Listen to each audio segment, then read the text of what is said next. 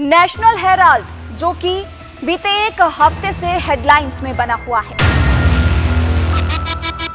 कांग्रेस के बड़े नेता जोरों शोरों से केंद्र सरकार का विरोध कर रही हैं और अपने रोष प्रदर्शन करने के लिए सड़कों पर कांग्रेस उतरी है। कांग्रेस के वरिष्ठ नेता आरोप लगा रही हैं कि केंद्र सरकार प्रवर्तन निदेशालय जैसे विश्वसनीय संस्थाओं का इस्तेमाल कर कांग्रेस के जो वरिष्ठ नेता हैं उन्हें परेशान करने का काम कर रही है। इतना ही नहीं, उन्होंने ये भी कहा है कि विपक्ष की आवाज को दबाने का काम भी किया जा रहा है।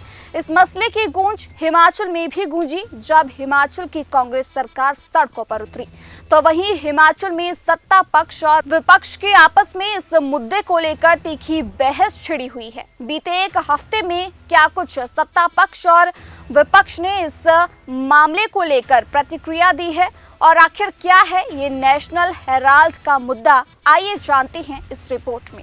नेशनल हेराल्ड एक अंग्रेजी भाषा का अखबार जिसकी स्थापना पंडित जवाहरलाल नेहरू ने साल 1938 में की थी।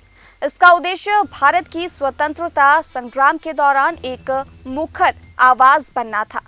इसे कांग्रेस पार्टी से जुड़ा माना जाता है और ये भारत की राजनीतिक धारा में खास भूमिका निभाता रहा है। इसके इतिहास की बात की जाए तो नेशनल हेराल्ड की स्थापना साल 1938 में पंडित जवाहरलाल नेहरू ने लखनऊ से इसकी शुरुआत की थी। स्वतंत्रता संग्राम में इसकी विशेष भूमिका थी। ये ब्रिटिश शासन के खिलाफ आवाज उठाने वाला अखबार था जो कि कई बार सेंसरशिप और बंदी का शिकार हुआ। आर्थिक कारणों और अन्य विवादों के चलते इसका प्रकाशन कई बार बंद भी हुआ, लेकिन साल 2016 में इसे डिजिटल रूप में फिर से शुरू किया गया। एसोसिएटेड जर्नल्स लिमिटेड यानी कि AJL ये कंपनी अखबार को प्रकाशित करती है और यही कंपनी साल 2010 के बाद कांग्रेस पार्टी से जुड़े यंग इंडियन लिमिटेड के माध्यम से विवादों में आई।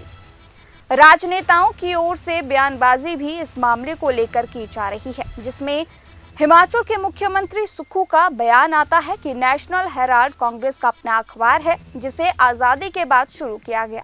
इसमें जो भी परिवर्तन कांग्रेस सरकार चाहे कर सकती है। सीएम ने कहा कि ये हमारा अखबार है, इसको हम आगे भी विज्ञापन देते रहेंगे। तो वहीं इसी बात पर नेता विपक्ष जयराम ठाकुर ने बाकायदा प्रेस कॉन्फ्रेंस कर कहा कि कांग्रेस और करप्शन दोनों आपस में पर्यायवाची हैं। जिस अखबार की हिमाचल में एक भी कॉपी नहीं आती, फिर भी इसे 2 करोड़ से अधिक के विज्ञापन दे दिए गए। यहाँ लोग सरकारी मदद के अभाव में अपने गहने गिरवी रखकर इलाज करवाने को मजबूर हैं। कर्मचारियों और पेंशनरों को देने के लिए पैसे नहीं हैं और कांग्रेस सरकार अखबारों को करोड़ों के विज्ञापन जारी कर रही है।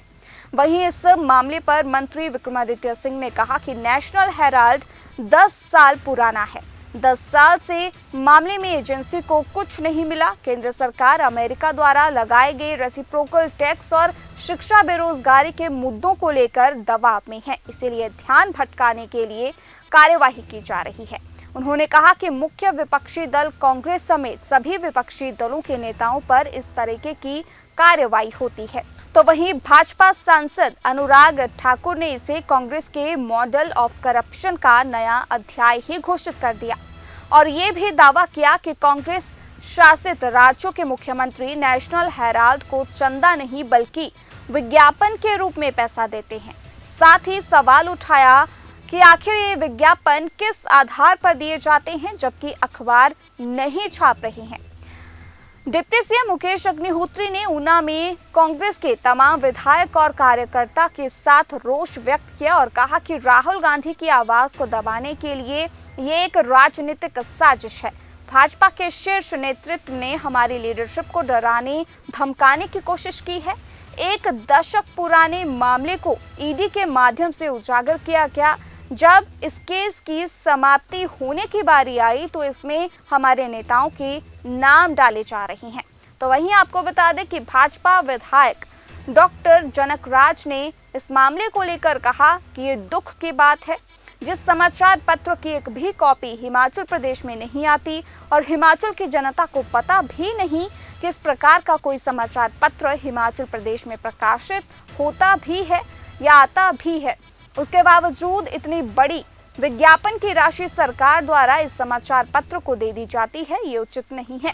उन्होंने कहा कि हम कांग्रेस पार्टी को बताना चाहते हैं कि जो पैसा आपने इस न्यूज़पेपर को दिया है वह पैसा जनता का है, ना कि आपका, और ये जनता के पैसे के दुरुपयोग का स्पष्ट मामला है।